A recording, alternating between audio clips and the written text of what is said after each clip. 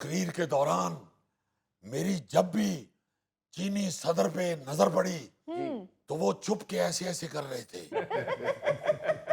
और मैं जब तकरीर करके वापस अपनी सीट की तरफ जा रहा था जी। तो मेरे कान में चीनी सदर की आवाज दोबारा पड़ी, अच्छा। मियां साहब लहदे गए हो। और मैं यहाँ आपको एक और बात बताना चाहता हूँ। जी।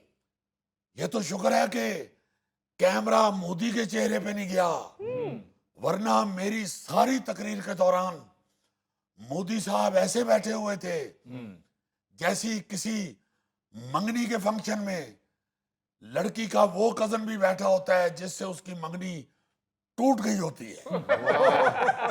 आप यकीन माने, मेरी तकरीर के बाद तो मोदी साहब आंखें खोल के इस तरह फिरते रहे हैं जैसे भैंस फटी हुई आंखों से इधर उधर देख रही होती है। भैंस क्या मतलब मियां साहब? थैला साहब, आपने कभी भैंस की आंखें गौर से नहीं देखी? उनमें जिस तरह हल्की हल्की नमी होती है, इसी तरह मोदी की आंख भी नम हो चुकी थी। और उसमें बाल किसी और जानवर का था। इसीलिए मैंने फिर मंजी ठोकते हुए कहा कि पाकिस्तान ने सिर्फ अपने लिए नहीं पूरे खित्ते के लिए कुर्बानियां दी हैं। इसलिए ये सियासी मफादात के लिए दहशतगर्दी करने वाले बाज रहे। मैंने कहा कि बात आ जाए, वरना नतीजा अच्छा नहीं होगा। मैंने कहा कि दुनिया अब झूठे बयानिए को नहीं मानती। जी। आप यकीन करें, मैं तो वहां पे गाना शुरू करने लगा था। झूठ बोले कौवा काटे, काले कौवे से डरियो, मोदी तुम घर चले जाओगे अब देखते रहियो।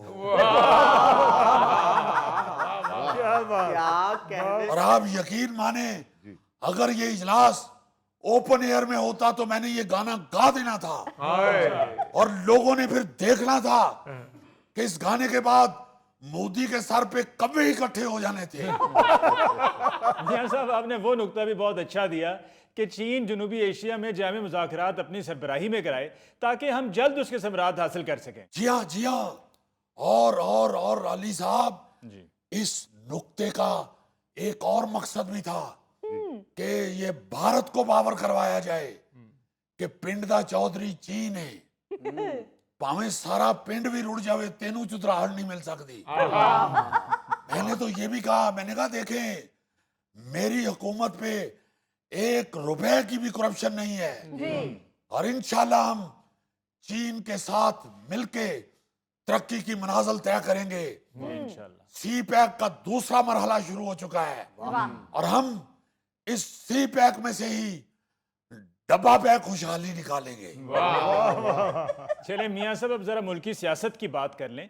आपकी जमात ने पंजाब में होने वाले ज़िमनी इलेक्शन पाकिस्तान पीपल्स पार्टी के साथ मिलकर लड़ने का फैसला किया है, इस पर आपकी क्या राय है? देखें अली साहब, नून लीग का मतलब ही नरम लीग है। जी, वो तो अब साबित हो चुका है कि आपकी जमात अब इतनी नरम लीग है कि हुकूमत बनाने के लिए सबके साथ शामिल हो जाती है। देखें अली मुमताज साहब, पीपल्स पार्टी के लिए हम हमेशा से ही नरम गोशा रखते हैं और इस इलेक्शन में जो सूरत हाल बन चुकी थी, हमें सिर्फ नरम गोशा ही नहीं बबू गोशा रखना पड़ गया।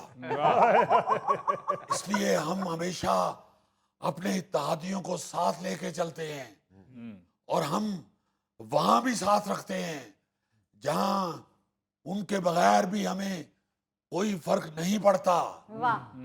और मैं यहां आपको वाजे कर दूं, हमारा उसूल है, वो क्या कहते हैं कि जी नु जीए, एच नु एच और तीसरा अल्फाबेट तुसी समझ ही गए होगे।